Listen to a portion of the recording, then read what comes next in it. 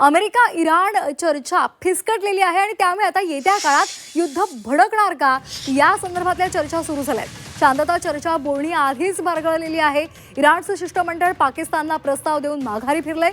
अमेरिकेचं शिष्टमंडळ चर्चेसाठी आलेलंच नाहीये. त्यामुळे आता भविष्यामध्ये या दरम्यान काय घडणार हे पाहणं खरं तर खूप महत्त्वाचं आहे. अमेरिका आणि इराणमधील शांतता चर्चेची दुसरी फेरी ही बोलण्याआधीच फिसकटलेली आहे. तर आपण पुन्हा एकदा जाणार आहोत सतीश सरांकडे.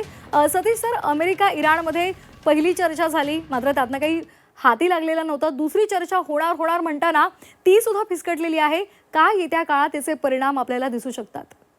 नक्कीच. अराकची आले आणि परत गेले. पुन्हा काही तासानंतर मस्कतवरून पुन्हा ते इस्लामाबादला येतील अशा प्रकारच्या बातम्या येत आहेत. पण मुळात दुसऱ्या फेरीची चर्चा सुरू होण्याच्या अगोदरच पूर्व चर्चेसाठी सुद्धा अमेरिका आणि इराण यांचं शिष्टमंडळ समोरच्या समोर चर्चा करू शकत नाही. यावरून ट्रस्ट डेफिसिट, एक प्रकारे विश्वासाचा किती मोठा अभाव आहे हे स्पष्टपणे लक्षात घेतं. आणि थोडंसं लार्जर पिक्चर लक्षात घेतलं तर अमेरिकेनं नेव्हल ब्लॉकेड केलं. त्याच्या माध्यमातून इराणच्या अर्थव्यवस्थेची कोंडी करण्याचा त्याचा प्रयत्न होता. आणि तसं जर झालं तर इराण चर्चेसाठी बाध्य होईल अशी अमेरिकेची अपेक्षा होती. पण असं होत नाहीये. आणि असं न झाल्यामुळे आता कुठेतरी जे आहे अमेरिकेच्या डोनाल्ड ट्रम्प यांचं पॉलिटिकल फ्रस्ट्रेशन हे वाढत जाईल. अंतर्गत दबाव हा त्यांच्यावर वाढत जाईल. आणि यातून जर बाहेर निघायचं असेल तर अल्टिमेटली मिलिटरी एस्केलेशन, आक्रमकता डोनाल्ड ट्रम्प यांना वाढवावी लागेल. अशा प्रकारचे जे आहे एकूणच चित्र निर्माण होताना आपल्याला दिसतंय. हे लक्षात घ्यावं लागेल की आखातामध्ये 3 एअरक्राफ्ट कॅरियर ऑलरेडी अमेरिकेनं दाखल करून ठेवलेले आहेत. शेकडो त्या ठिकाणी त्यांच्या युद्धनौका, त्याचबरोबर फायटर एअरक्राफ्ट आहेत.